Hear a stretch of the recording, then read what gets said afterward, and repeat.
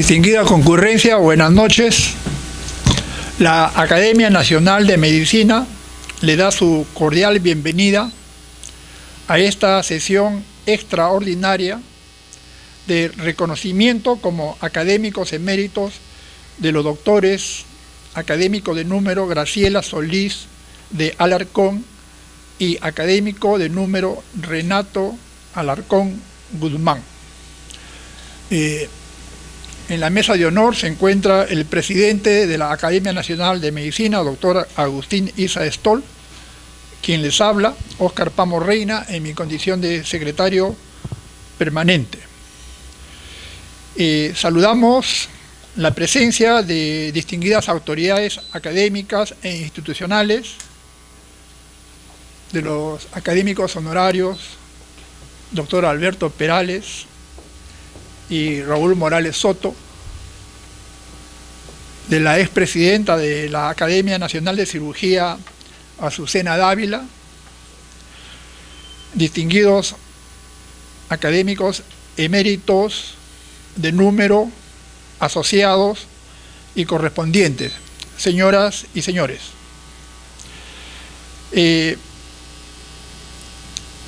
A continuación paso lista de manera simbólica. Daniel Alcides Carrión. Presente. Señor presidente, hay quórum. Lo invito a abrir la sesión.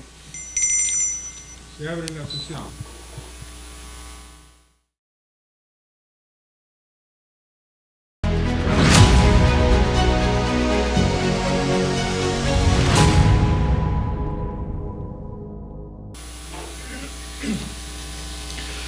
A continuación voy a presentar al nuevo académico emérito, doctora académico de número, doctora Graciela Solís Tobar de Alarcón. Voy a hacer un resumen de su hoja de vida.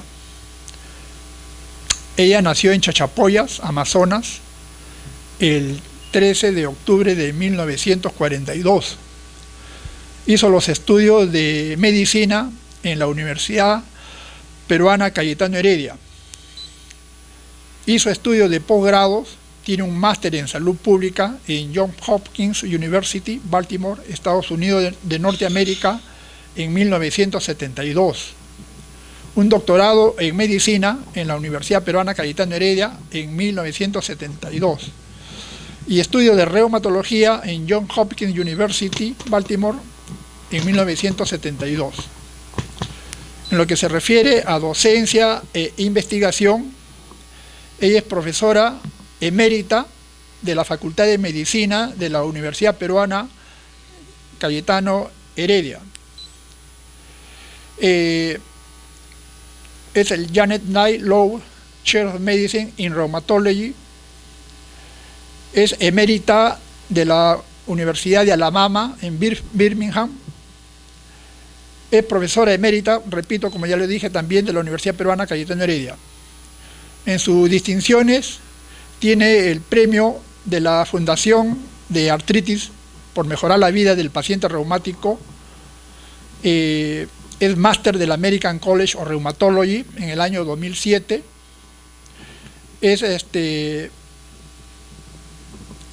máster de la Liga Panamericana de Asociaciones de Reumatología en el 2008 y de la Sociedad Peruana de Reumatología en el 2012. Tiene el premio Evelyn Hess de la Fundación del Lupus para las Américas del 2011,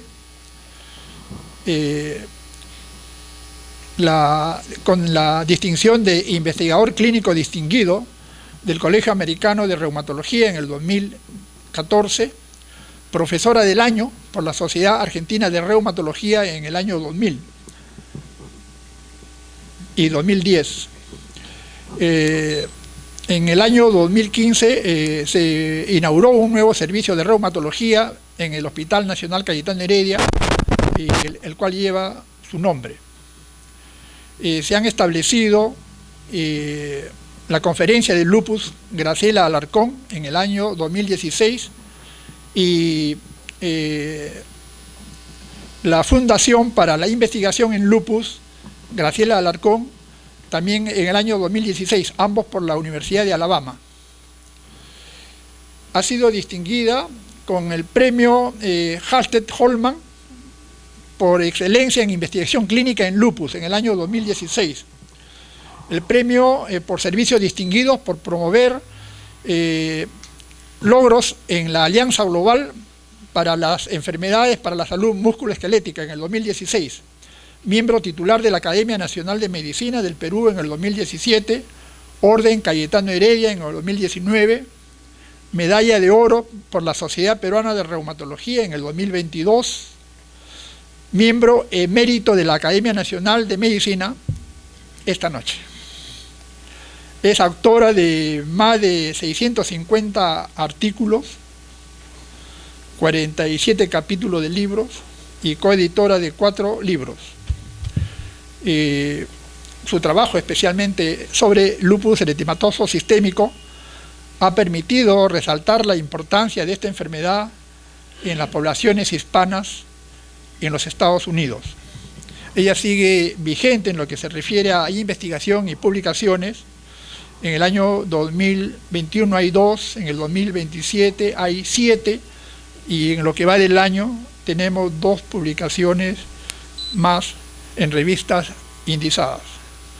Y de esta manera he querido resumir la notable trayectoria profesional y académica de la académico de número Graciela Solís de Alarcón.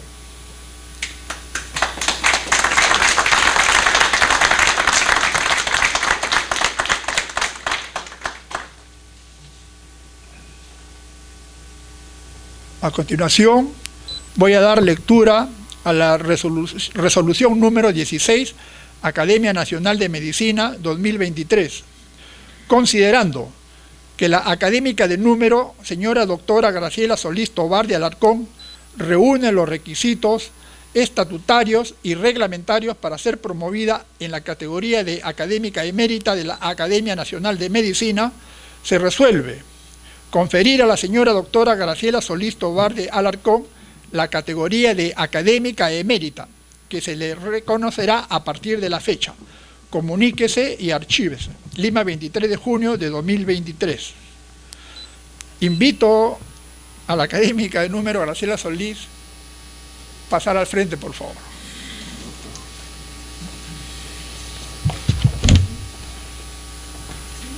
Alarcón, para mí realmente un gran placer hacer entrega de este diploma que acredita como académica emérita de nuestra Academia Nacional de Medicina. Esperamos que las contribuciones que has venido haciendo continúen con tu nueva categoría en la Academia Nacional de Medicina. Bienvenida. Muchísimas gracias.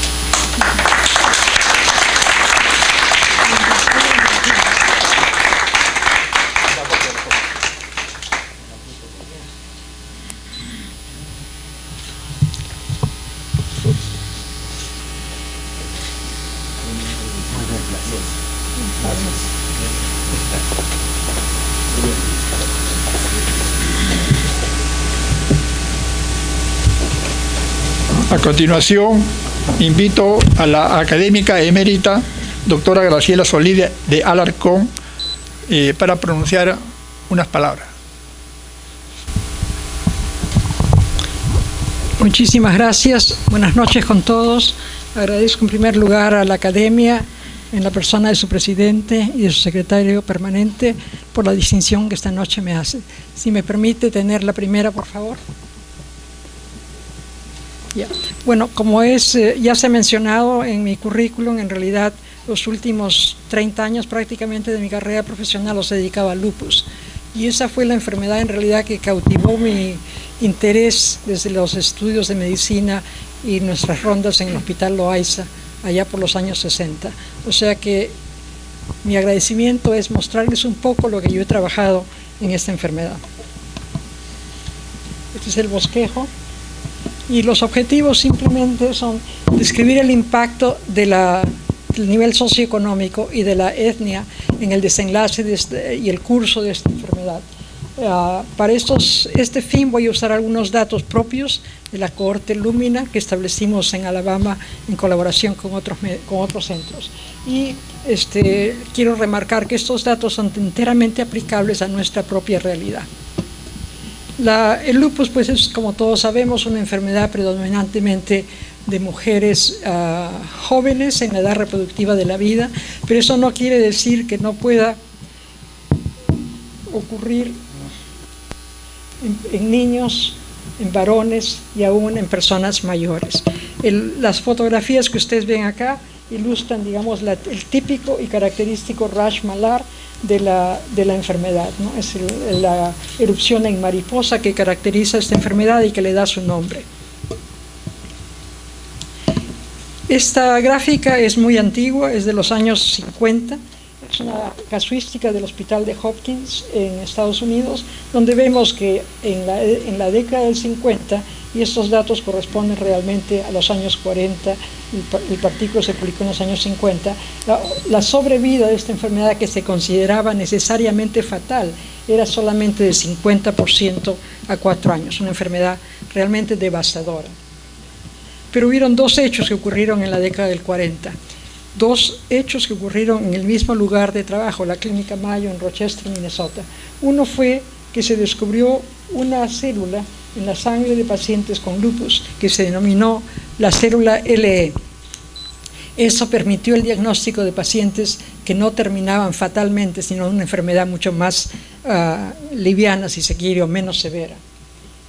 Y el otro hecho que ocurrió también en la Clínica Mayo fue el descubrimiento de la cortisona. Por primera vez entonces se contaba con una medicación que podía tratar este proceso inflamatorio tan severo. Claro que eso también tiene su precio, pero por lo menos se podía aminorar el efecto. Y acá vemos esta comparación de las dos tablas de vida, la tabla de vida de los años 50 y la tabla de vida publicados a principios del siglo presente, y vemos que a 40 años la sobrevida es lo que era a 4 años en los años 50. O sea que definitivamente la mortalidad ya no es lo que era en esos tiempos, gracias a todos los avances que se han hecho. Entonces, si queremos ver el impacto de la enfermedad, ya no podemos referirnos solamente a mortalidad. Entonces tenemos dos parámetros en el lupus. Uno es el medir la actividad de la enfermedad, pues en el curso del tiempo la actividad del lupus va fluctuando. Hay pacientes que inclusive pueden llegar a tener una remisión bastante completa. En cambio, el daño producido por la afectación de los órganos y sistemas, así como por los medicamentos que usamos, también está, digamos, va aumentando, se acumula con el tiempo, como vemos acá, se acumula, y esto es un factor predictor de mortalidad. Aquí vemos algunas de las características, digamos, de la enfermedad activa. Perdón. Aquí tenemos un eritema buloso, fenómeno de Raynaud, artritis de las interfalángicas proximales, nefritis lúpica y cuerpos citoides en el ojo. Todo estas son manifestaciones de una enfermedad bastante activa. Por otro lado,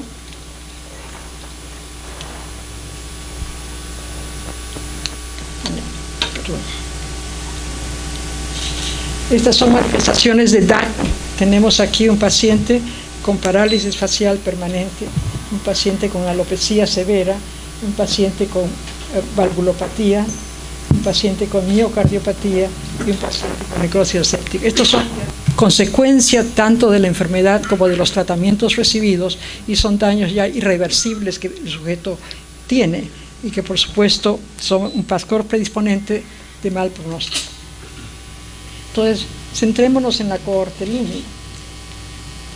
Lumina en realidad viene de Lupus in Minorities, Nature versus Nurture, es el nombre que acuñamos porque todo estudio tiene que tener un nombre bonito. Entonces es el estudio Lumina. Empezamos el año 93 y la razón que empezamos fue porque hubo una disposición del Instituto Nacional de Salud de los Estados Unidos para hacer investigación en lupus.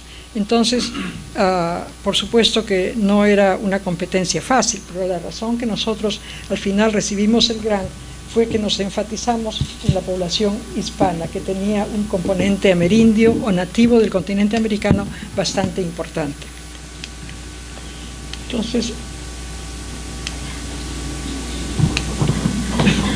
a diferencia de otros estudios de lupus en los Estados Unidos, el nuestro tenía dos grupos minoritarios: el grupo hispanos, tanto de Texas como de Puerto Rico, y un grupo afroamericano de Alabama y Texas, además del grupo comparativo del grupo de caucásicos o blancos.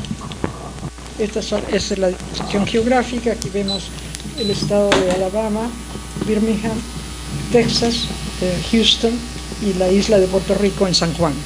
O sea, fue un consorcio de investigadores que nos juntamos para establecer un poco más las condiciones de lupus en la población hispana y afroamericana. Esto es simplemente para mostrarles cómo es el origen genético de estas poblaciones. Vemos el grupo de hispanos de Texas, que tienen un alto componente amerindio aquí en este ocre. El grupo de Puerto Rico tiene, por el contrario, más componente africano y menos amerindio.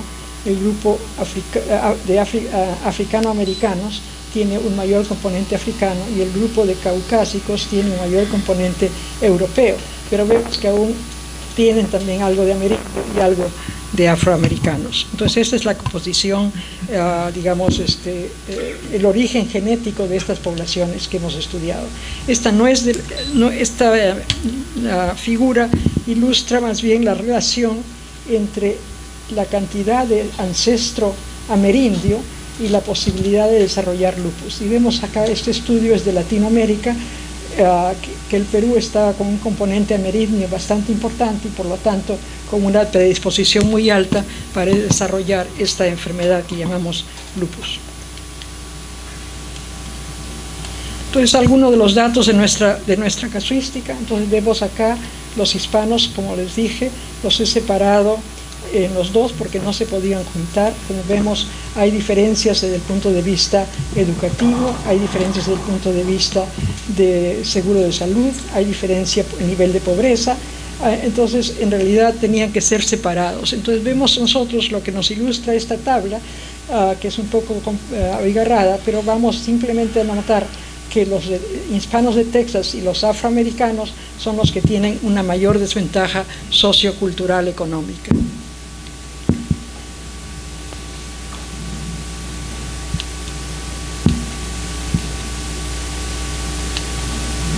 Y desde el punto de vista clínico también vemos que hay diferencias. Vemos que, por ejemplo, la enfermedad de inicio agudo es más frecuente en los de Texas y en los afroamericanos. El compromiso renal igualmente es más frecuente en estos dos grupos. La actividad de la enfermedad medida con este índice es también más alta en ellos, y la acumulación de daño también. O sea que vemos que estos dos grupos, el afroamericano se sabía, pero de los hispanos de origen amerindio se desconocía en los Estados Unidos hasta la época en que nosotros nos embarcamos en este estudio. Y aquí vemos lo que pasa con la mortalidad. Entonces vemos que los que tienen una menor desviación, digamos, hacia la fatalidad son los de Puerto Rico, después vienen los caucásicos, afroamericanos, y aquí están los hispanos de Texas. Sin embargo, uno diría, bueno, entonces se supone que todo es debido a la etnia y nada más, pero en realidad lo que vemos acá es que este es un análisis multivariado, y lo que vemos acá realmente es que la pobreza es el factor que es altamente significativo y no la etnia, al igual que la enfermedad activa y al igual que la presencia de daño. O sea que estos son los factores que indican o son predisponentes para la mortalidad alta en los pacientes con lupus.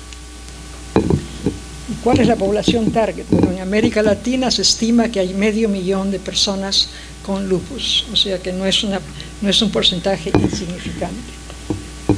Entonces, ¿cómo integramos todo esto? Bueno, definitivamente hay factores que conducen a la disparidad, ¿no?, que vienen del sector salud, de proveedor de salud, del sistema de salud y del paciente. Y en el paciente, por supuesto que es importante la carga genética, pero vemos que se resaltan aquí los factores de índole socioeconómico que modifican o modulan el curso de la enfermedad y por lo tanto su desenlace. En conclusión, entonces, la cohorte Lumina ha contribuido a que se reconozca la severidad del lupus en las poblaciones de origen amerindio y afroamericano, cosa que hasta el momento no estaba reconocido. Hemos definido la importancia de los factores socioeconómicos, como ya lo he mencionado, tanto en parte intermedia, digamos, como daño, pero también parte final, como es mortalidad, y la importancia del ancestro amerindio. Bueno, estos datos que he presentado son de Estados Unidos, de la población hispana, de Texas, mayormente de origen mexicano, pero en realidad son enteramente aplicables a la realidad peruana y latinoamericana. Entonces, lo que necesitamos es promover, digamos, la parte educativa de manera tal que esta enfermedad se reconozca más precozmente, se trate adecuadamente y el paciente le vaya mejor, tenga mejor pronóstico. Quisiera agregar solamente que un estudio de esta naturaleza no se puede hacer sin fondos, y acá hemos recibido fondos tanto del Instituto Nacional de Salud como de entidades gubernamentales y de la Fundación Mary Kirkland Center, porque nos facilitó, digamos, el que trajéramos fellows para que trabajaran en el proyecto. Y por supuesto nuestras universidades nos apoyaron durante todo el tiempo. En uno de los congresos de reumatología con los fellows de diferentes partes del continente, España y Latinoamérica. Muchísimas gracias.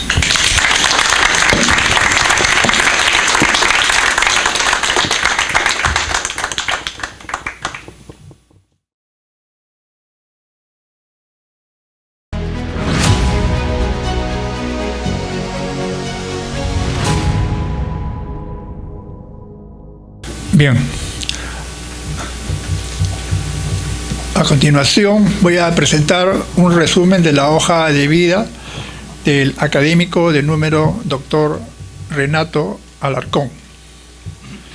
Él es doctor en medicina, profesor y consultor emérito distinguido de psiquiatría en la Escuela de Medicina de la Clínica Mayo, Rochester, Minnesota, Estados Unidos de Norteamérica. Él, entre los años 2002 y 2015, fue director médico del Servicio de Hospitalización y de la Unidad de Trastornos Afectivos de la misma institución. Es profesor emérito de Psiquiatría y titular de la Cátedra Honorio Delgado de la Universidad Peruana Cayetano Heredia, en Lima, Perú, desde el año 2008. Nacido en Arequipa, estudió premédicas y 2 años de medicina en la Universidad Nacional de San Agustín, en su tierra natal, y se graduó como médico cirujano en la Universidad Peruana Cayetano Heredia en el año de 1965. Luego de su residencia de psiquiatría en el Hospital Johns Hopkins, Baltimore, Maryland, obtuvo el grado de máster en la Escuela de Higiene y Salud Pública de la Universidad Johns Hopkins. De vuelta en Lima entre 1972 y 1980, fue director del primer programa universitario de residencia en psiquiatría, decano asociado de la Facultad de Medicina y director de Asuntos Pedagógicos en la Universidad Peruana Cayetano Heredia. Ha sido profesor de psiquiatría y jefe de la Unidad de Trastornos Afectivos del Hospital Universitario en la Universidad de Alabama, Birmingham, entre los años 1980 y 1992. Fue jefe del Servicio de Psiquiatría y Salud Mental del Hospital de la Administración de Veteranos y subjefe del Departamento de Psiquiatría en la Escuela de Medicina de la Universidad Emory en Atlanta, Georgia, entre los años 1992 y 2002. Fellow por trayectoria distinguida de la Asociación Psiquiátrica Americana y del Colegio Americano de Psiquiatras. Fue secretario general de la Asociación Mundial de Psiquiatría Cultural en los años 2015-2018. Coordinador de los países bolivarianos de la sección de Psiquiatría Cultural de la Asociación Psiquiátrica de América Latina.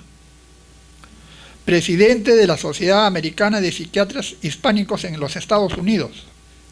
Del capítulo de Psiquiatría Cultural del Grupo para el Avance de la Psiquiatría.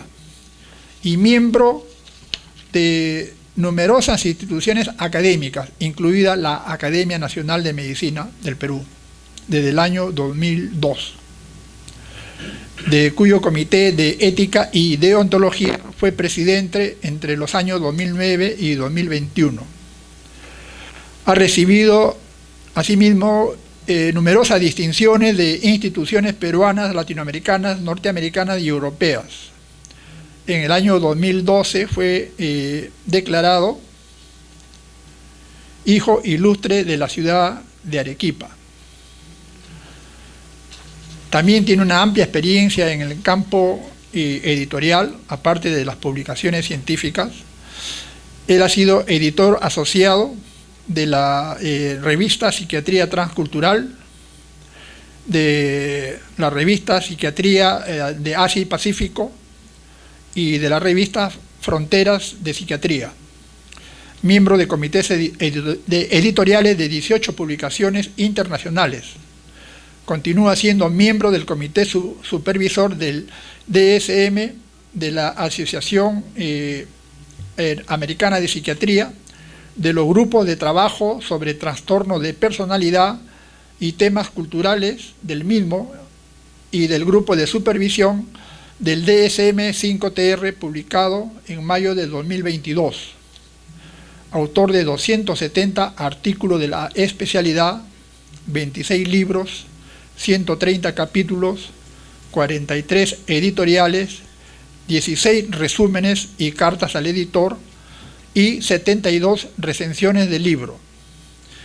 Es editor en jefe del texto latinoamericano de psiquiatría, cuya cuarta edición fue publicada en octubre del 2019.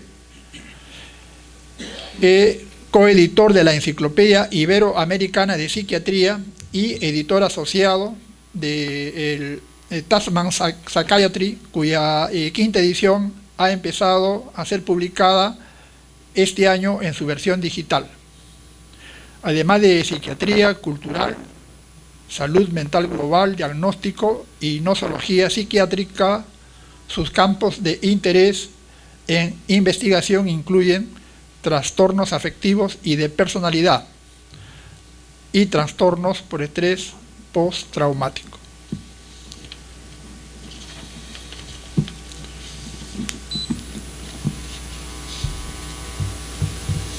A continuación, voy a dar lectura a la resolución número 17, Academia Nacional de Medicina 2023. Considerando que el académico de número señor doctor Renato Alarcón Guzmán reúne los requisitos estatutarios y reglamentarios para ser promovido en la categoría de académico emérito de la Academia Nacional de Medicina, se resuelve conferir al señor doctor Renato Alarcón Guzmán la categoría de académico emérito, que se le reconocerá a partir de la fecha. Comuníquese y archívese. Lima, 23 de julio de 2023. Firma académico de número doctor Agustín Isa Stoll, presidente, y Óscar Pamo, secretario permanente. Invito al académico de número doctor Renato Alarcón a pasar al frente.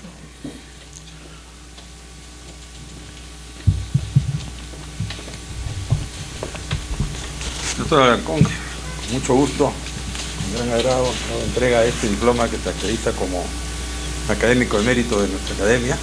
Conocemos de tu actividad importante en la academia y esperamos que en tu nueva categoría sigas colaborando con nuestra academia. Bienvenido a esta nueva actividad.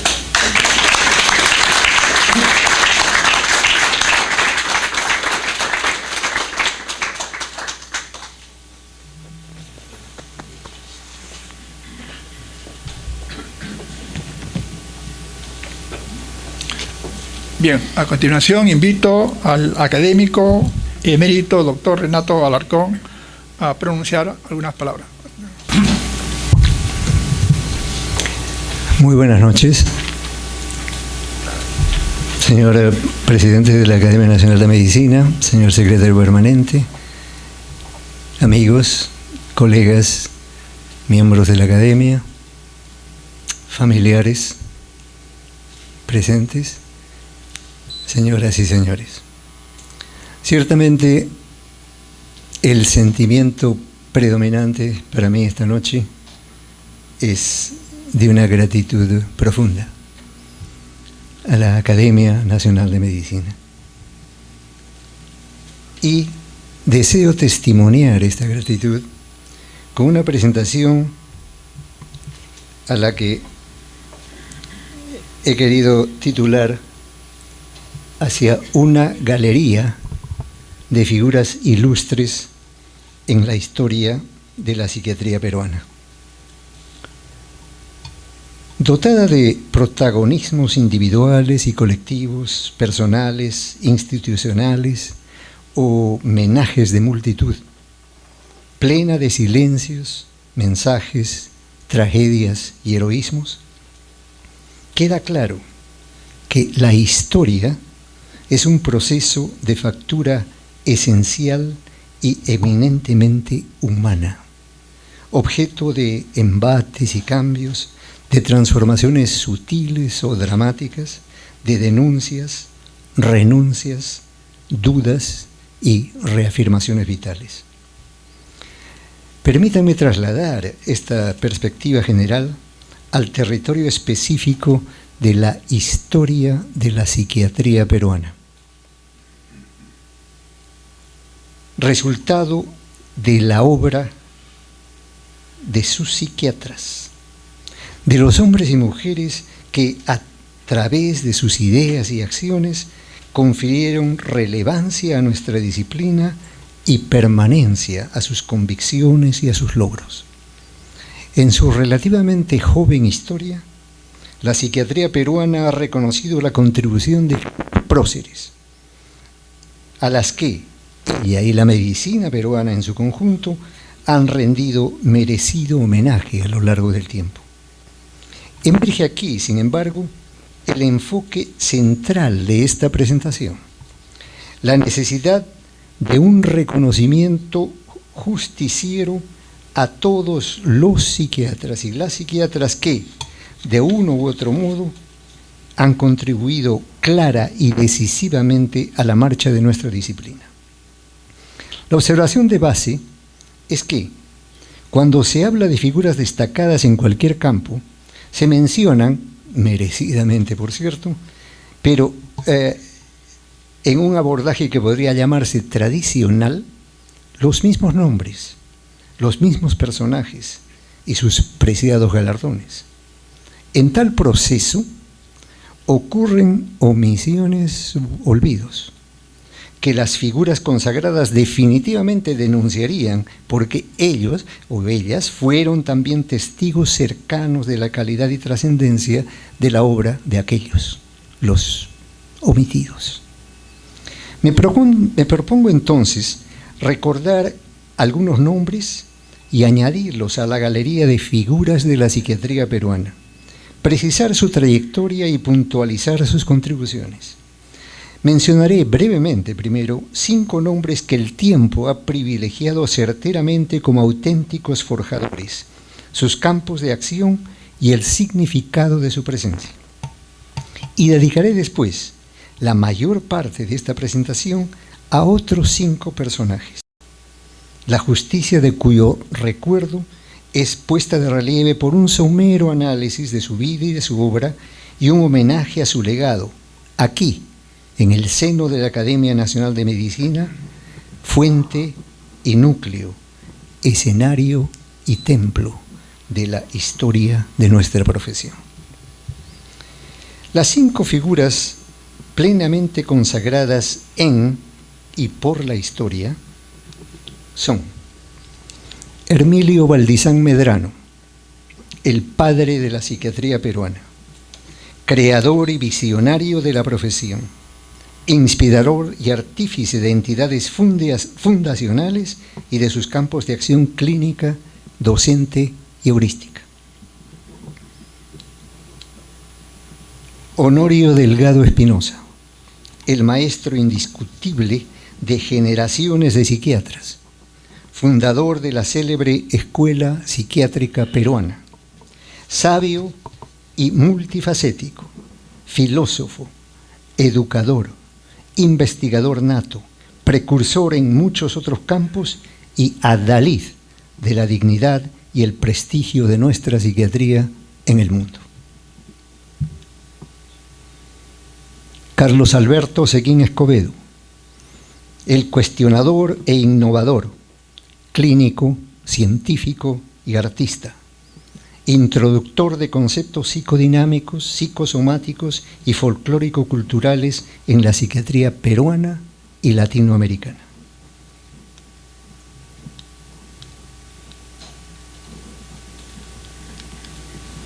Humberto Rotondo Grimaldi, el primer psiquiatra social y psiquiatra epidemiólogo de nuestra patria, precursor de conceptos clave en el afronte clínico, hacedor y conductor de proyectos e instituciones ejemplares.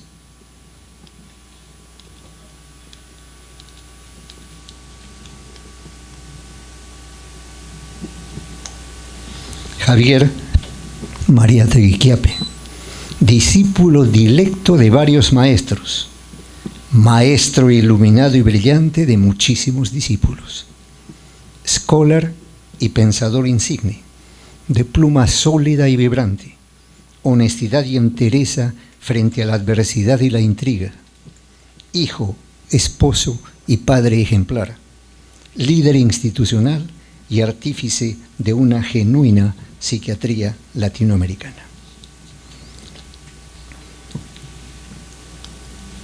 Al lado de estas figuras epónimas, quiero presentar breves semblanzas de otros 5 psiquiatras peruanos igualmente carismáticos durante y después de su paso por la tierra, generadores y protagonistas de acciones de impacto perdurable y, por lo tanto, merecedores de una evocación igualmente cálida. Ellos son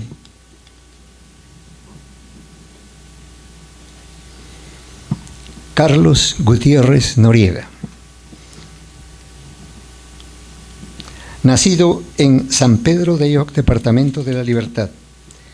Carlos Gutiérrez Noriega transcurrió su infancia en un mundo de sencillez, candor e hidalguía, como nos lo dice el doctor Carlos Benítez en una nota de recuerdo escrita en 1973. Realizó sus estudios secundarios en el Colegio Nacional de San Juan, en Trujillo, y en 1924 inició su carrera médica en la Universidad de San Marcos.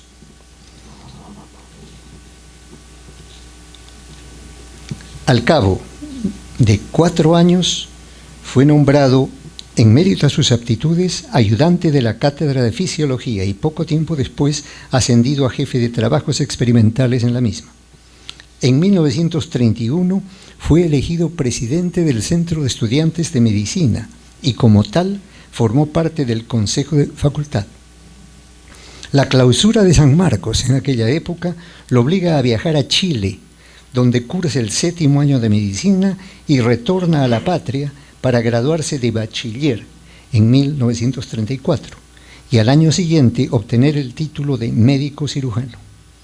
En 1940 opta el grado de doctor en medicina con la tesis Fisiopatología y Neurobiología de la epilepsia producida por el cardiazol, sin abandonar su vocación psiquiátrica demostrada por su labor como secretario de redacción de la Revista de Neuropsiquiatría desde su fundación por Honorio Delgado y Julio Óscar Trelles en 1938 hasta 1946, eligió farmacología como su área central y viajó a Estados Unidos para seguir estudios de posgrado en la Universidad de Chicago.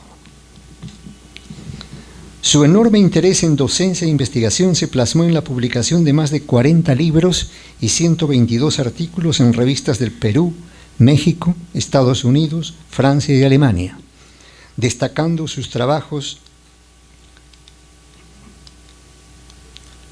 sobre epilepsia y catatonía experimental, estudios farmacodinámicos de neuroestimulantes y de diversas plantas, la regulación nerviosa de funciones vitales y sus extraordinarias contribuciones al estudio de coca y cocaísmo, cocainismo y mescalinismo en las grandes alturas. Organismos internacionales como las Naciones Unidas lo reconocieron como experto mundial en estos temas, habiendo recibido además multitud de premios y distinciones nacionales e internacionales a lo largo de su carrera.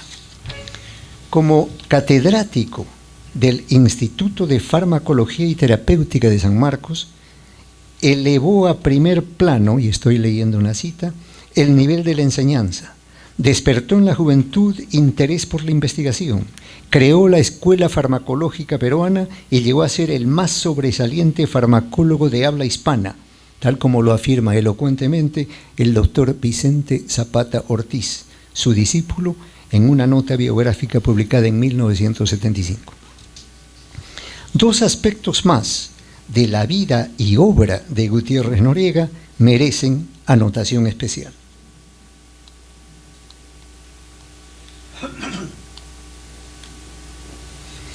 El primero es el de su visión del mundo y la cultura, que le hizo leer vorazmente las obras de autores clásicos y contemporáneos sobre historia, psicología, psicoanálisis y literatura, disposición que, con una disciplina ejemplar, fue acrisolando su personalidad en un derrotero cuya meta era el humanismo. En sus años jóvenes publicó artículos sobre arte y cultura en Amauta, Universidad, Presente, Revista de Estudiantes de Medicina y otras. Estudió asimismo con gran ahínco temas antropológicos sociales vinculados al Perú precolombino, con títulos como Biotipología del Perú Antiguo, Diseño psicológico y antropológico de la raza amerindia o Ciudades chulparias de los Huancas.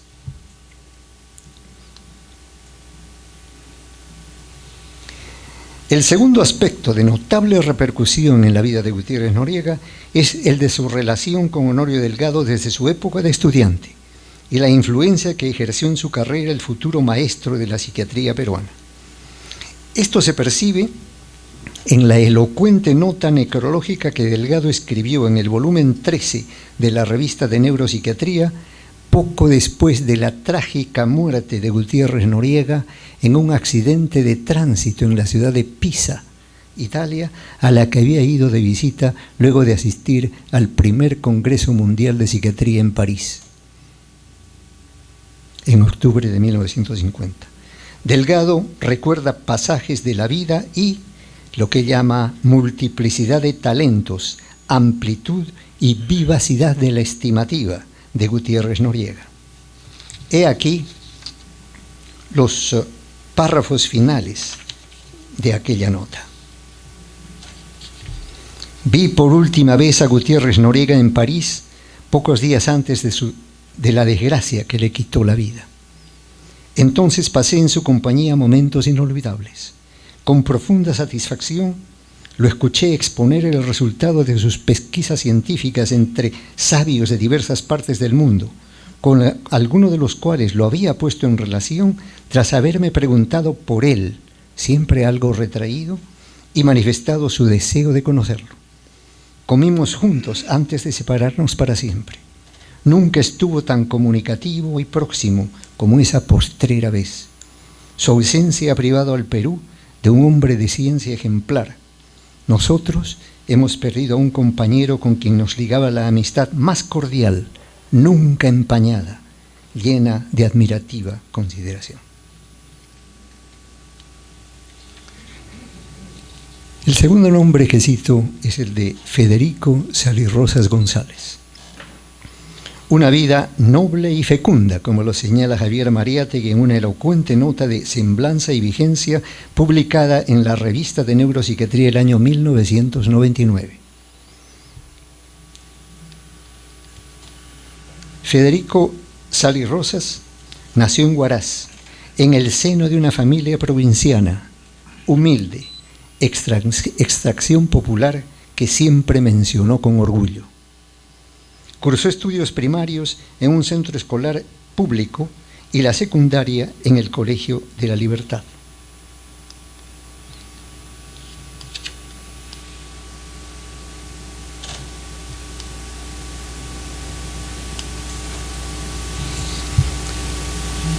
En 1934 obtuvo el grado de bachiller con la tesis La UTA y su ambiente climatológico y social, y poco después el título de médico, el mismo día en que fue nombrado jefe de clínica de la Cátedra de Psiquiatría de la Universidad de San Marcos y médico asistente del pabellón 2 del Hospital Víctor Larco Herrera, ambos cargos gestionados por el profesor Honorio Delgado. Mariátegui afirma que Sali Rosas fue de los primeros y quizás el más aprovechado discípulo del maestro de la psiquiatría peruana. Como catedrático, aparte de la medicina y la psiquiatría, debe enfatizarse como nota distintiva de su trayectoria su vocación esencial de educador e investigador del mundo andino. El suyo era un espíritu crítico y de avanzada que más tarde aplicaría con rigor metodológico a su quehacer en el campo de la psiquiatría. Auténtico precursor de estudios psicoantropológicos, Sali Rosas estudió los rasgos psicológicos más notorios del hombre cisandino y la cultura vertientina, la forjada en el flanco occidental de la Cordillera Negra, zona que tiene, nos dice, un miraje un tanto gris, pero enérgico e imponente, a diferencia del paisaje cálido y riente del Callejón de Huaylas. Publicó su primer ensayo sobre el tema en 1937, explorando audaz y certeramente aspectos emocionales y conductuales característicos de los habitantes de la vertiente.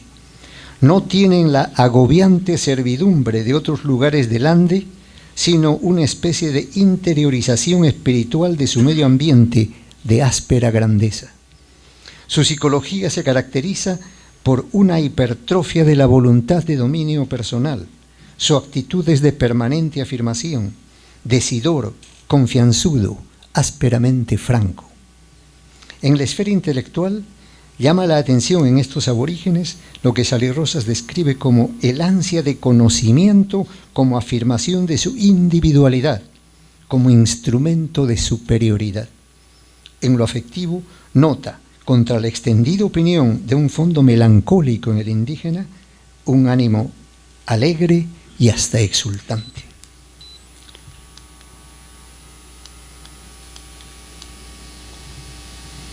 Además de tenaces iniciativas para mejorar la asistencia psiquiátrica, lo cual le valió su nombramiento como primer director del Departamento de Psiquiatría del Hospital Central de Policía en 1944, y la prevención de las enfermedades mentales, fue enviado al exterior por el gobierno en 1950 y 1955 para estudiar la organización de servicios psiquiátricos en hospitales generales.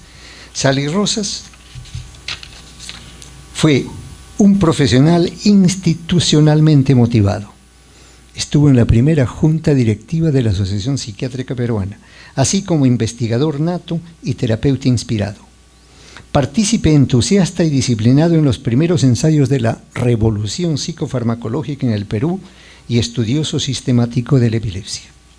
Destaca dentro de sus contribuciones originales el examen sistemático de la personalidad del paciente epiléptico, originalmente llamada enequética, describiendo especialmente la parasociabilidad, nombre que acuñó para referirse a la oficiosidad enfadosa en sus relaciones interpersonales. Introdujo también conceptos ecológicos y recalcó la importancia de actitudes negativas de la sociedad hacia las enfermedades y los enfermos mentales, actitudes tales como marginación y discriminación. Las concepciones mágicas de los aborígenes sobre la clínica y su tratamiento curanderil lo condujeron también al detallado estudio del susto o jani, síndrome cultural esencialmente peruano y más precisamente quechua, es decir, característico de nuestra medicina indígena y tradicional. En suma, Federico Salirrosas es un legítimo prócer de la psiquiatría peruana. Mariátegui lo llama psiquiatra peruano de dimensión continental, situado ya en el plano de los valores perennes. Autor de alrededor de 130 trabajos, escritor de ágil estilo, Mariátegui compara la obra psiquiátrica y científica de Salirrosas con la de José María Arguedas en el campo de la literatura y la narrativa. Ambos, escribe Mariátegui, estaban hechos de la mejor piedra del Ande y amaban entrañablemente al suelo que los vio nacer. Eran, en el fondo del alma, nostálgicos y melancólicos de su imaginario andino. Eran mestizos ejemplares como el Inca Garcilaso. Son y serán representativos de la auténtica cultura peruana. Óscar Valdivia Ponce.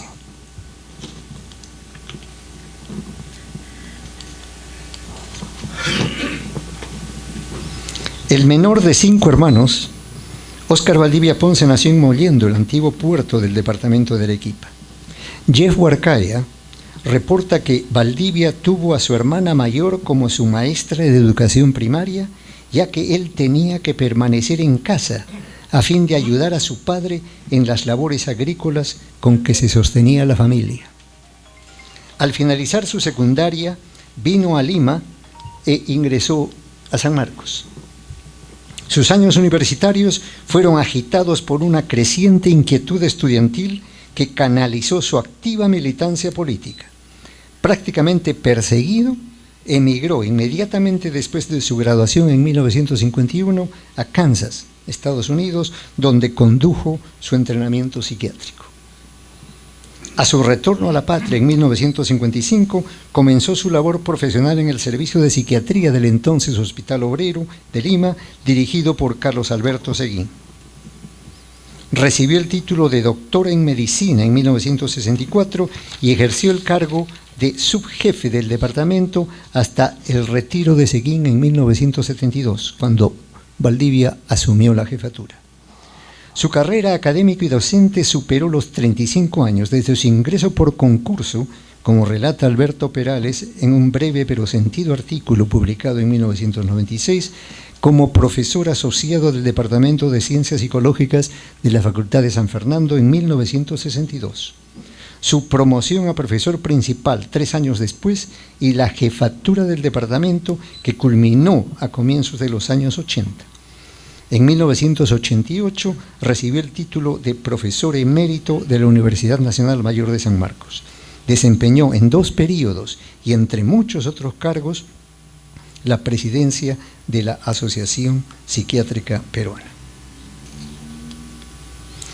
El cultivo de la historia lo llevó a cuestionar método y aspectos de la misma y a forjar una gran disciplina editorial en el estudio de las épocas aborigen, virreinal y republicana de nuestra especialidad, con mirada crítica y realista en favor de una superación continua y consistente y materializada por la publicación de su Historia de la Psiquiatría Peruana en 1964. La orientación folclórico-cultural de la medicina y la psiquiatría peruanas atrajo también su atención, induciendo estudios sobre los que llamó enfermedades de la medicina popular peruana. Valdivia dejó claro el impacto etiopatogénico y clínico de bases culturales amalgamadas al paso del tiempo. Huarcaya cita sus estudios sobre el susto, el mal de aire, el chucaque, la corelina, la irijua, la yagua, el mal de ojo, la caica, la tricadura y el daño. Todas entidades que entrañan la cosmovisión de la cultura desde donde se desarrollan. En su libro Hampi Kamayoc, Medicina folclórica y su sustrato aborigen en el Perú, publicado en 1975, Valdivia describe rasgos característicos del médico aborigen: un yo fuerte con capacidad auto y heterosugestiva, facilidad del desdoblamiento de su personalidad, facilidad de lograr estados sonambúlicos o de éxtasis. En el mismo contexto, produjo sugestivas descripciones del ser del paciente obrero, del dirigente sindical e incluso del moderno profesional de la salud.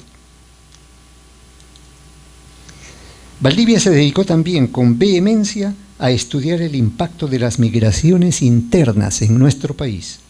Según Perales, uno de sus grandes aportes fue el documento sobre migración a la metrópoli, financiado por la Foundation Fund for Research in Psychiatry de la Universidad de Yale. En el campo conceptual, su teoría del espacio personal fue difundida por maestros como Humberto Rotondo, que sugirió usar las variantes de aquel como modelo para establecer diagnósticos clínicos actitudinales, y Carlos Alberto Seguín, que presentó y discutió su contenido en una conferencia a la que fue invitado por la Universidad de McGill en Montreal, Canadá. El doctor Valdivia Ponce falleció el 2 de enero del año 2001. Por algunos años antes de su muerte, escribe su gran amigo Sergio Zapata: comenzaste a escuchar los clarines de los sueños remotos, primero tranquilamente y después fuertes y confusos, hasta que, como un atardecer otoñal demasiado prolongado, lo fuiste durmiendo, y todos tus buenos amigos, con serena tristeza, comprendimos que lo apagabas dulcemente en la injusta quietud de lo desconocido.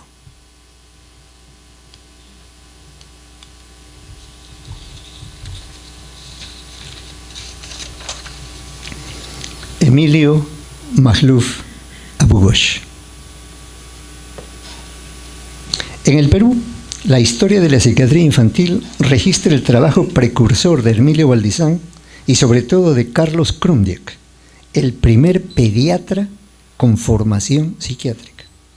Krumdiek, quien estuvo a cargo del primer consultorio de neuropsiquiatría infantil en el Hospital Víctor Larco Herrera desde 1932 y del pabellón de niños en el mismo desde mayo de 1938, invitó a un joven asistente libre del servicio, Emilio Magluf, a unirse como miembro regular del personal médico en 1948.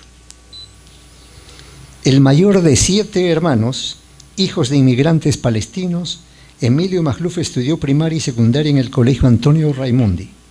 Su vocación inicial fue la química y hasta trabajó en el laboratorio del Instituto de Biología Andina, pero finalmente siguió la carrera médica en San Marcos. Su decidida vocación psiquiátrica se puso de manifiesto por su precoz autoría de copiosas recensiones en la Revista de Neuropsiquiatría y su ingreso a la cátedra dirigida por Honorio Delgado. Magluf se graduó de bachiller en medicina en 1947 con una tesis sobre la fenomenología y clínica del asco en la neurosis compulsiva.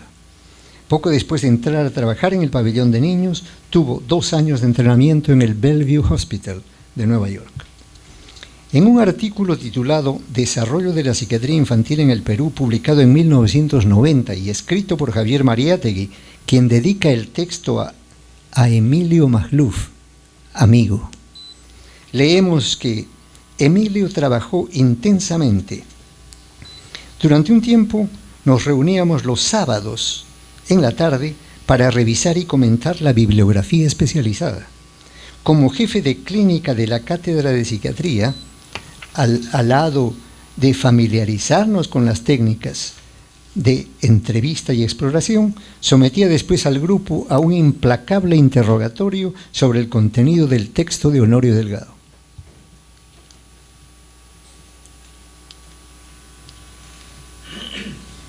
Vencida la primera resistencia, uno accedía en Magluf, dice Mariátegui, a una personalidad receptiva y cálida, permanentemente cuestionadora.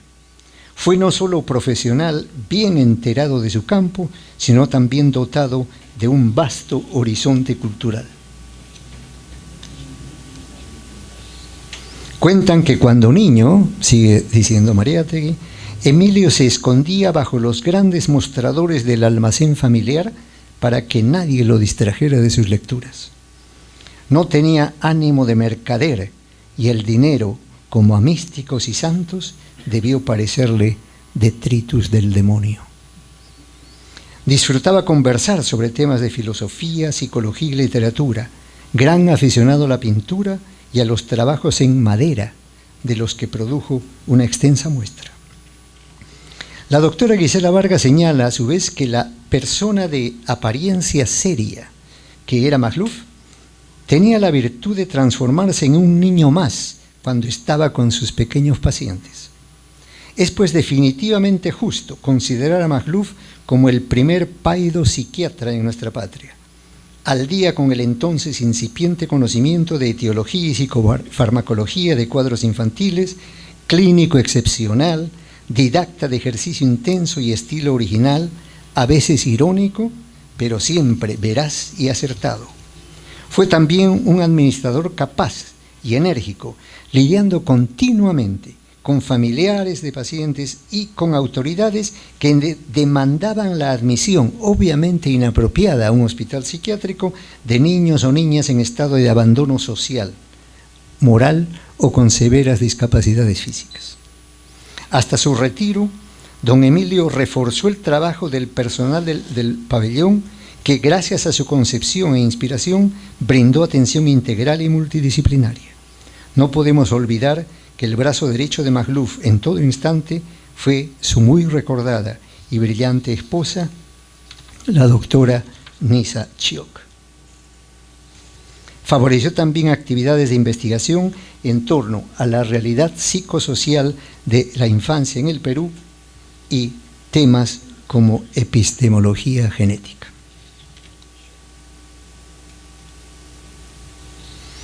Mariano Querol Lambarri. La intensa y multifacética ruta vital de Mariano Querol Lambarri plantea desafíos y cuestionamientos, debates y posibles desacuerdos, pero son precisamente todos ellos los que lo ubican en la galería de psiquiatras ilustres y generan una búsqueda apasionada y perenne de su esencia. Se trata de puntualizar su presencia y su vigencia, de armonizar la esencia de sus afrontes existenciales y de sus logros intelectuales o académicos con el valor intrínseco de tales contribuciones, sobre todo el de su originalidad creativa. Nacido en Barranco, un 19 de agosto de 1925, pasó sus primeros años entre Lima y Barcelona. Vivió desde niño en medio de travesuras y algunos desencuentros con familiares muy cercanos. Supo responder con entereza, sin embargo, dispuesto a culminar la carrera médica con la que soñó desde joven.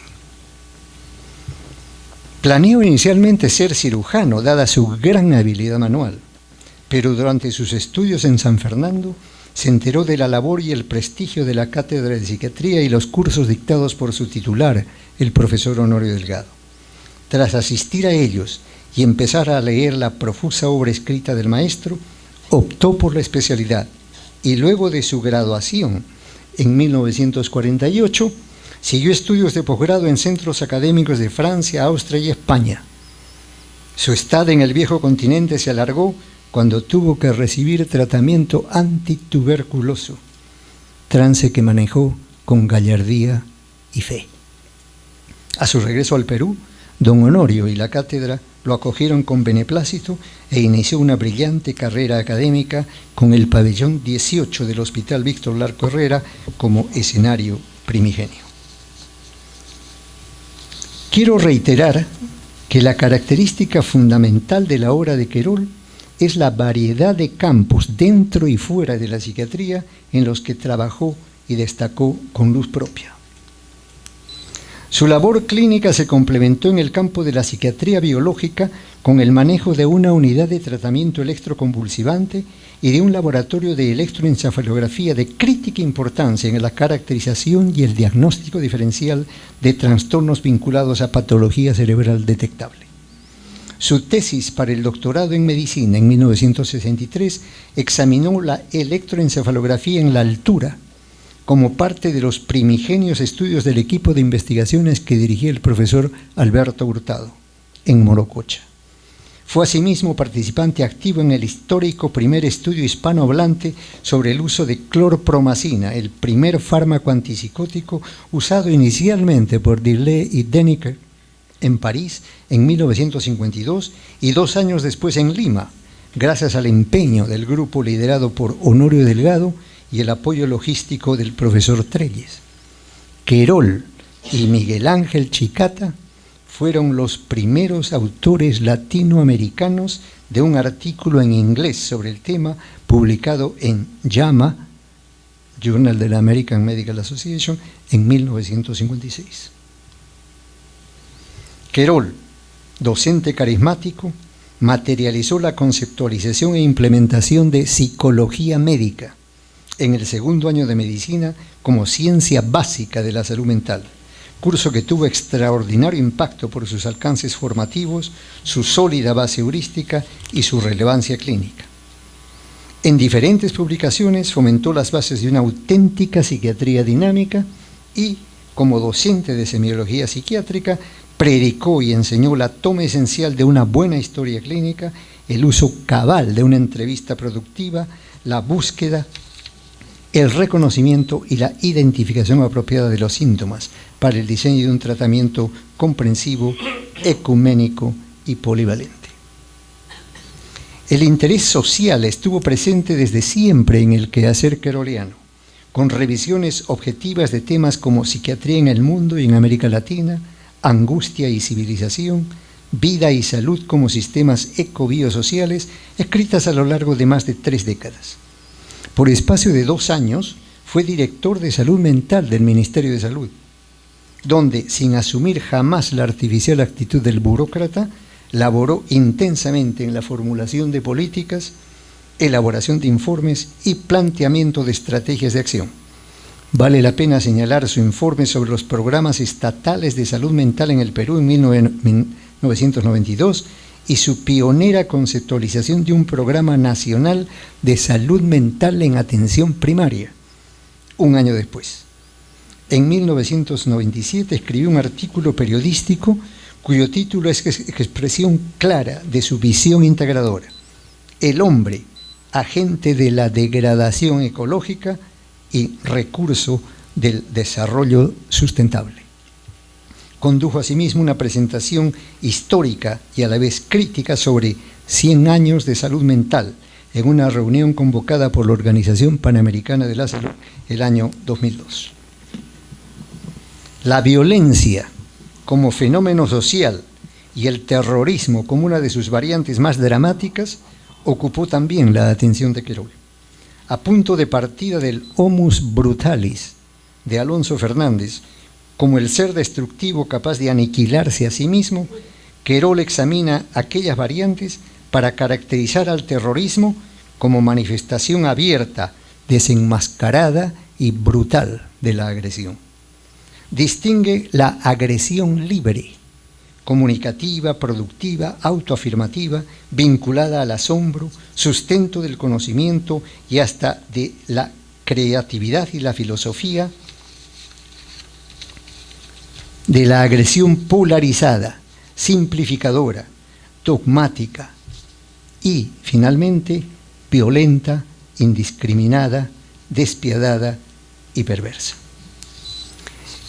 Este aspecto de su vida trascendió en sus reflexiones sobre la experiencia de su secuestro de 17 días entre junio y julio de 1996, compleja y penosa experiencia existencial que compartió en un libro titulado Memoria del cautiverio, escrito con sinceridad, esfuerzo y certidumbre. No cabe duda que en aquellas circunstancias Querol ejerció sobre sí mismo la influencia docente que le fue característica, la exploración anamnésica de corte fenomenológico, el autoexamen existencial y una suerte de autoterapia múltiple, a la que no fueron ajenos los recuerdos amorosos y nostálgicos de familiares, particularmente sus 3 hijos y amigos, y el impacto inasible de la esperanza. No extraña, por otro lado, que un personaje como Mariano Querol mostrara a lo largo de su vida disposiciones y talentos artísticos diversos: música, danza, teatro, poesía, además de una innata capacidad de reflexión en torno al porqué, el cómo y el para qué de tal inclinación.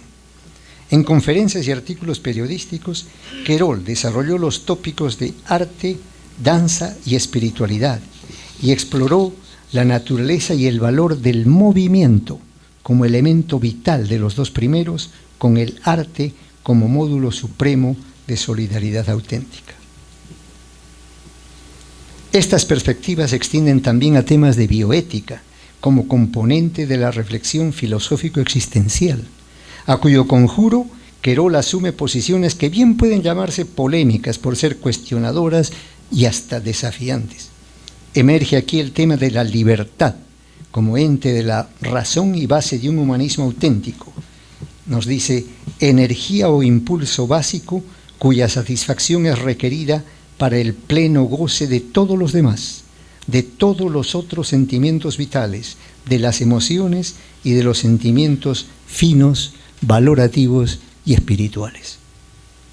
Finalmente, las incursiones filosóficas de Querol no podían dejar de lado el tema de la muerte. Un artículo titulado «Cenáculo de la muerte, ¿cómo quiero morir yo?», postuló una agonía sin luchas ni conflictos. Morir con la gracia que me da la serenidad por la fe en lo que siento y pienso y hago partir de mí mismo, quedando mi vida y mi obra hipotéticamente como mi trascendencia. Querol dedicó varias partes de su producción intelectual al examen minucioso de la dialéctica vida-muerte, dialogando consigo mismo y con otros de manera sosegada, serena y objetiva. Su testamento vital, documento privado llamado Voluntades Anticipadas, un texto transparente de decisiones e instrucciones, preparado más o menos 2 años antes de su muerte, que los hijos de Mariano me permitieron generosamente leer y examinar, son expresión cabal de su profunda y libérrima humanidad. En uno de los párrafos finales, Querol combina recuerdos amorosos, principios firmes y risueñas instrucciones para morir en paz. Pido que después de muerto no se oficien en mi nombre actos o rituales de ninguna denominación religiosa.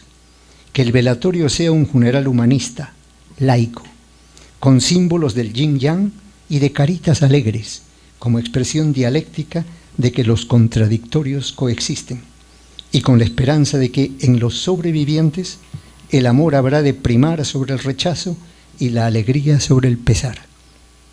Durante las exequias se tocará música instrumental barroca, particularmente de Bach, marineras limeñas y marineras norteñas. Si alguno de los presentes desea bailar, tiene no solo el derecho a hacerlo, sino todo mi beneplácito de ultratumba, si ello fuera posible o dable. Que la incineración tenga lugar lo antes posible y mis cenizas sean arrojadas preferentemente en las aguas altas y bastante límpidas de un río de la costa de mi país, sugiero el Cañete o el Mala, o en su defecto en un lugar desértico de la misma región y en un acto sencillo.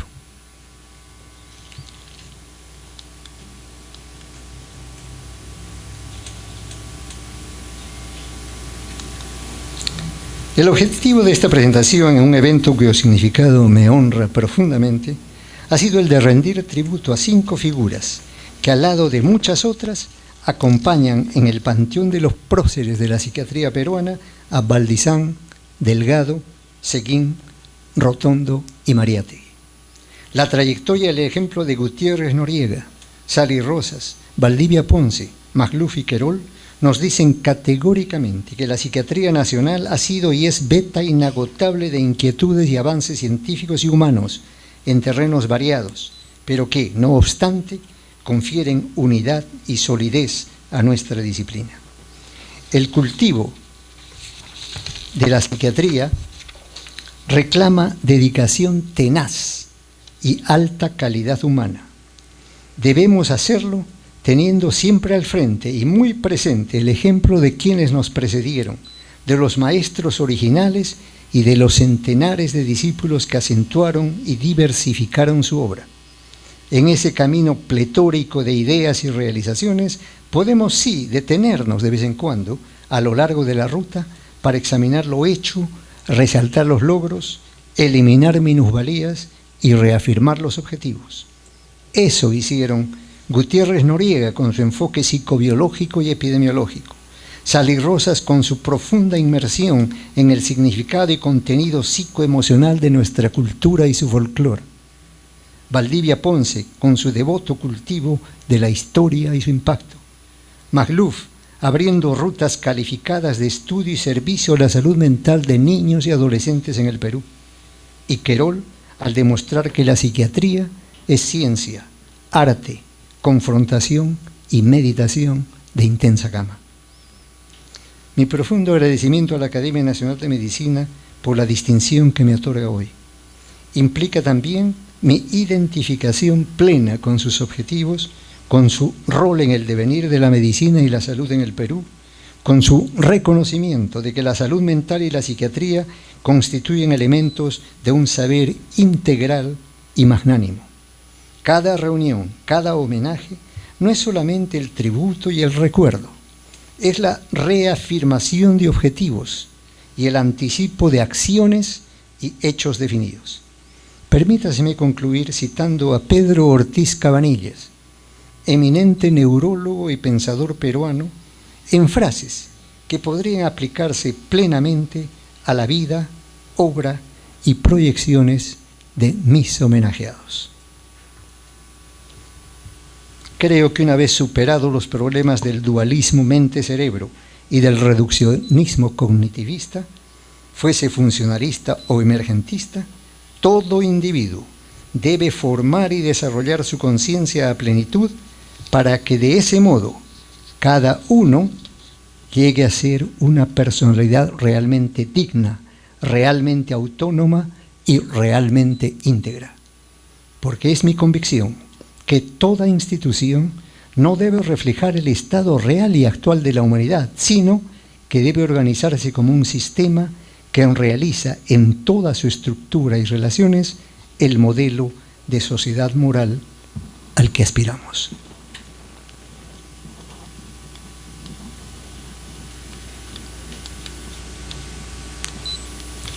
Muchas gracias.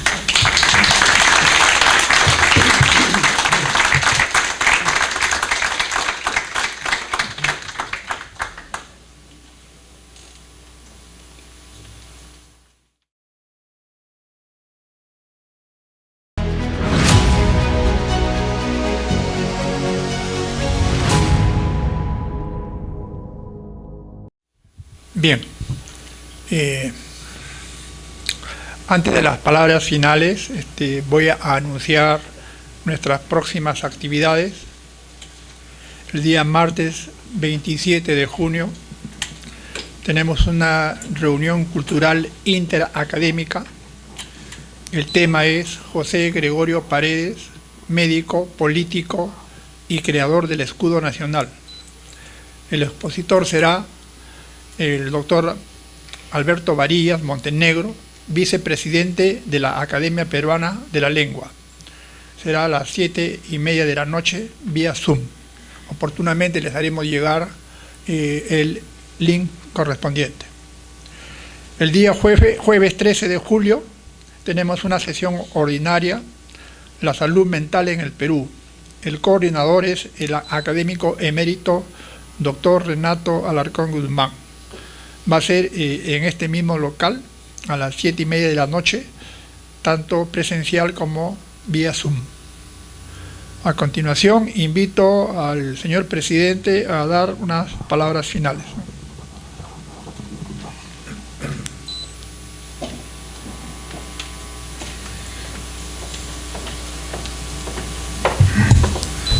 Muy buenas noches. Señores académicos honorarios, académicos de número, académicos asociados, académicos correspondientes, autoridades, amigos y amigas todos. Para mí, un momento muy importante poder tener la oportunidad de estar en esta ceremonia en que honramos a dos importantes médicos peruanos que han no solamente desarrollado su vida profesional en los Estados Unidos, sino que no han perdido nunca el norte de venir a Perú con regularidad, dejarnos sus ejemplos y sus enseñanzas. Y los estamos honrando el día de hoy, promoviéndolos a categoría de académicos eméritos. Y honrar es un verbo interesante, porque honrar significa de alguna manera reconocer, significa premiar, significa enaltecer, pero es también complejo. Para los cristianos el cuarto mandamiento es honrar padre y madre, y a Moisés no se le ocurrió decir amar, ni querer padre y madre, se le ocurrió decir honrar. De tal manera que honrar es un sentimiento, además de ser un verbo, es un sentimiento que excede el sentimentalismo y se apoya en la realidad, en el aprecio, en el conocimiento de las personas a quienes se honran. Nosotros decimos honramos y nos sentimos honrados. De las dos maneras usamos el verbo. Nos sentimos honrados de recibir, honramos a las personas a quienes las tenemos aquí. Así que basado en ese tema de honrar, yo lo que quería en estos minutos era un poco no hablar de la vida solamente académica de Chela y de Renato, porque ya el doctor Oscar Pamo ha hecho un resumen de la exitosa vida profesional de ambos, sino yo quería de alguna manera, pensando en que en la academia debemos tener cada vez más mujeres, de una u otra manera saber cómo una pareja de profesionales y de médicos pueden mantener una vida conyugal y simultáneamente hacer una carrera paralela de éxito profesional. Y eso es un poco lo que yo quería decir en esta noche. Ambos tienen carreras diferentes, ¿no? Reumatología y psiquiatría, o sea, tampoco son especialidades que hubieran podido compartir el ejercicio profesional, o sea, cada uno se ha mantenido en su línea y ha sabido mantenerse en su línea. Todos sabemos que cuando se produce un matrimonio, de una u otra manera, si no tenemos cuidado, quien sale sacrificada es la mujer. Que la mujer se dedica a cuidar a los hijos, a apoyar al esposo, y de alguna manera, cuando son profesionales, sacrifican de una u otra forma su vida personal en aras de mantener el matrimonio y a los hijos. De tal manera que les pedí conversar a ambos, y como producto de esta conversación, voy a hacer un resumen porque fue una conversación muy simpática y un poco larga. ¿Cómo una mujer que nace en Chachapoyas se junta con un arequipeño de pura cepa? Y esto ocurre cuando eran estudiantes de Cayetano. Como ha dicho Oscar, Renato comienza su carrera en la Universidad San Agustín y luego viene a Cayetano. Y Chela, que inicia su carrera universitaria en San Marcos antes de la crisis, luego decide ir a Cayetano y allí se juntan. La estadística tiene la culpa, porque con alguna habilidad que no ha perdido, Renato comienza a pedirle sus copias de estadística a Chela. con una persistencia que no ha terminado de ocurrir hasta el momento. Y se casan, terminan sus estudios y se casan en 1972. Y ambos van a Hopkins. Ella ya a hacer reumatología y Renato a hacer psiquiatría. Yo les preguntaba, ¿cómo decidieron sus especialidades? ¿Cómo se condujeron hacia allí? ¿Quiénes fueron sus mentores? ¿Quiénes fueron las personas que un poco todos miramos y yo quiero ser como ese, ¿no? Y aquí también las cosas son diferentes. Las habilidades de escritor y de expositor que tiene Renato, extensas como las de ahora, son diferentes a la manera como expone Chela, más concreta, más directa, menos elaborativa.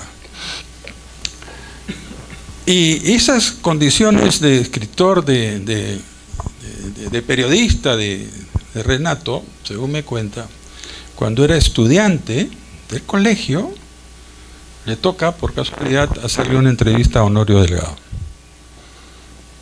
Y eso yo creo que le ilumina el camino. Y le ilumina el camino y lo sigue, porque él ahora es responsable de la cátedra Honorio Delgado en la Universidad Peruana Cayetano Heredia. De tal manera que en sus épocas adolescentes ya Honorio Delgado era una figura importante. Que cuando él termina o está terminando sus estudios de medicina, también se convierte en un asistente de Honorio Delgado y pasan visitas, como él me contaba, en la clínica Santa Clara que Honorio Delgado tenía para atender a sus pacientes psiquiátricos. Así que ahí también se produce una unión importante de aprendizaje con una figura importante en la psiquiatría mundial como Honorio Delgado. Luego los dos van a Hopkins. Y antes yo le preguntaba, bueno, Chela, ¿y tú quiénes fueron tus mentores? ¿En quiénes te apoyaste para pensar en la reumatología? Y Chela había hecho sus estudios en el Hospital 2 de Mayo, donde no había mucha enfermedad reumatológica. Y ella apunta a ir al Hospital Loaiza. En el Hospital Loaiza, en el Pabellón 4 Primera, donde hemos pasado muchos de nosotros, ella encuentra a Benjamín Alalel y a Carlos Petrosi, dos internistas importantes en el desarrollo nacional, con características similares y a la vez diferentes. Benjamín, digo Benjamín porque un poco me acompañó a mí en la vida, o yo lo acompañé a él,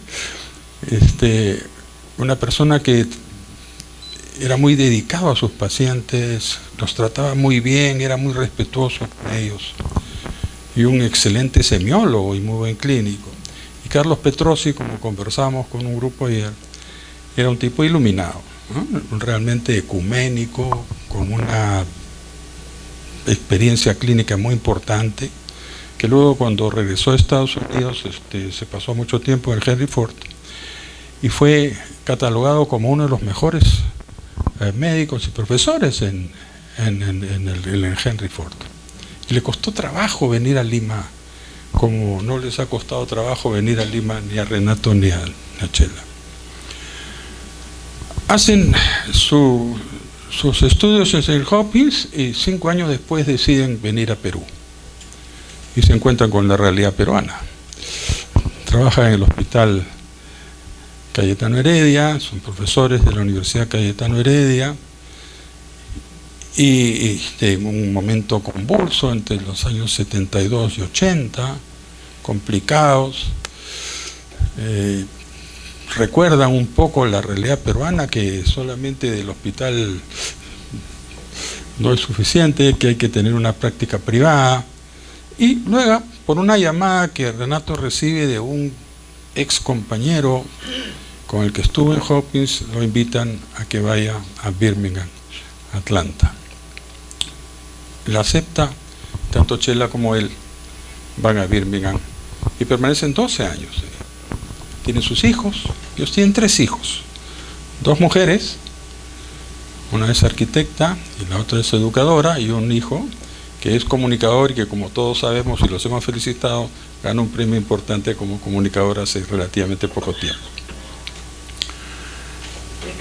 Se mantienen juntos, tienen una vida familiar, hasta que tiene de una u otra manera una llamada para ir a otra ciudad.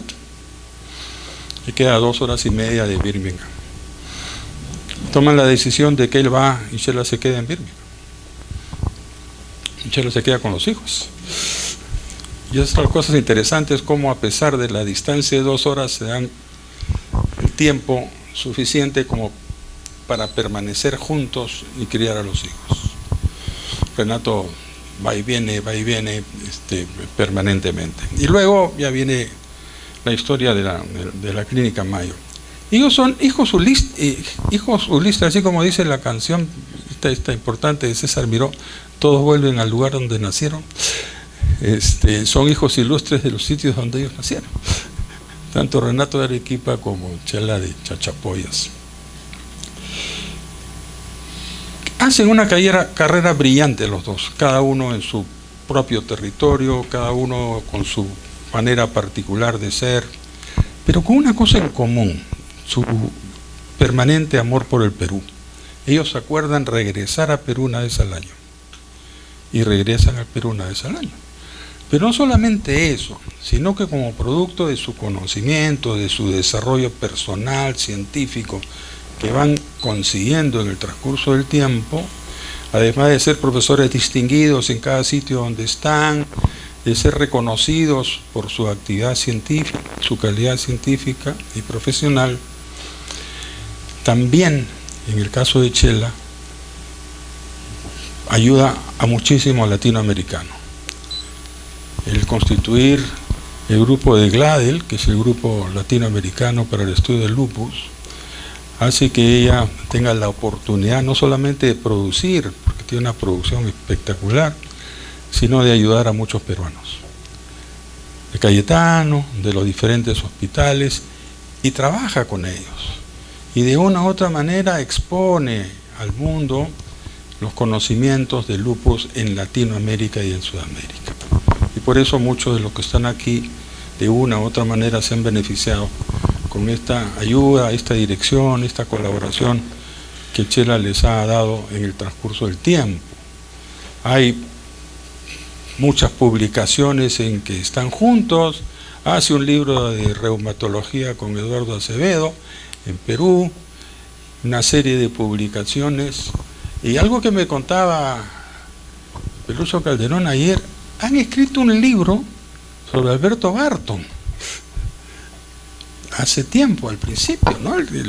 La Bartonella, por supuesto, es descubierta por este hombre.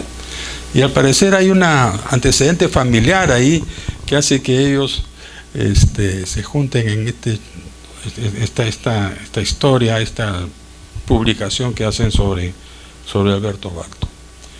¿Cuál ha sido su participación entonces en ambos?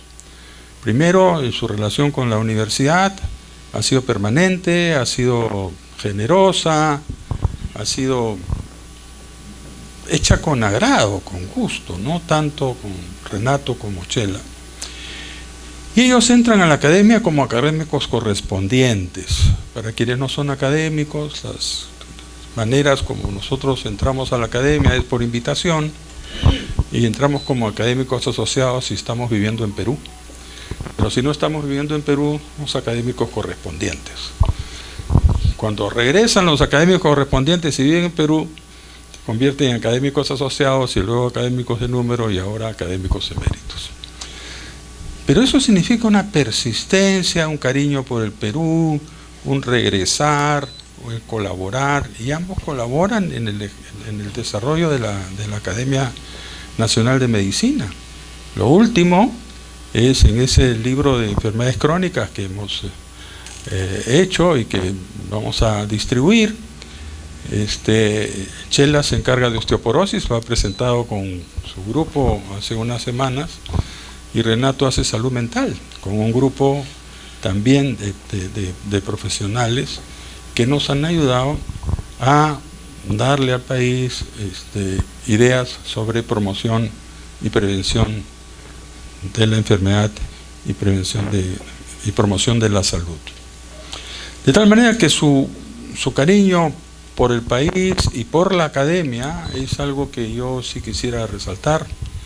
Lo han hecho con prestancia, con elegancia, con consideración, cada uno con su estilo, cada uno con su forma, pero han logrado tener, he sacado la cuenta, un poquito más de 50 años de matrimonio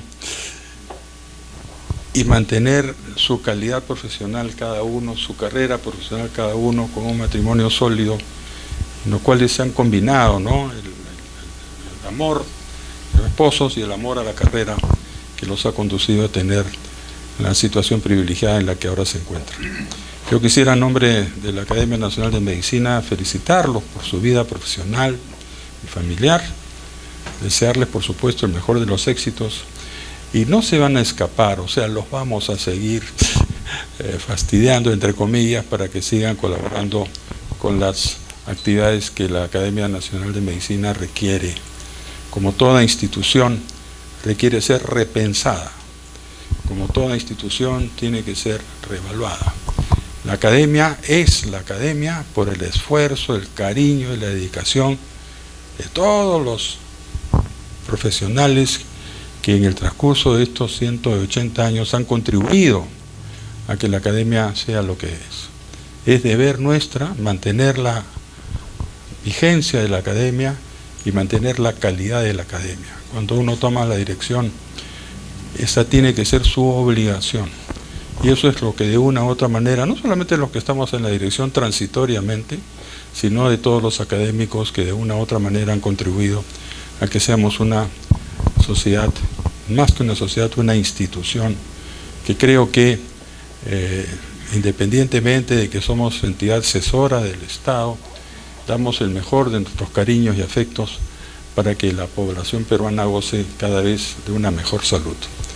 Así que con mi agradecimiento a todos los académicos anteriores y presentes, y el agradecimiento a Chela y Renato, le damos a todos ustedes mi personal agradecimiento y les deseamos una feliz noche. Muchas gracias.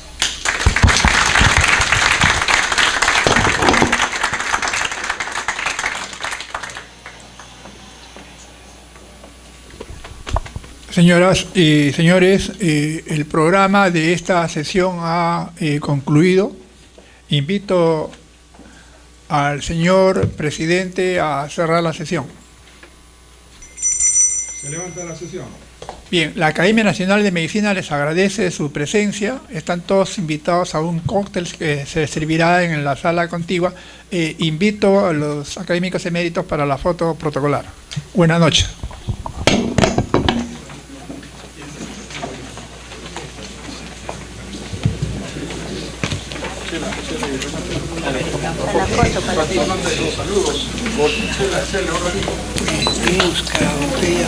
Probablemente mi número esté equivocado. Había podido llamar el número que yo tenía desde que me llegó el libro para comentarte que había disfrutado de que me parecía muy bien. Y de ahí ya perdí contacto, no sabía cómo hacer. Me acordé del 18 de cumpleaños. Ah, sí, sería el palo. El otro, por El día del palo. Yo he regresado hace 3 semanas. He estado casi 6 meses en Estados Unidos. Tú sabes que me dieron el green card. Ah, ya. Sí, en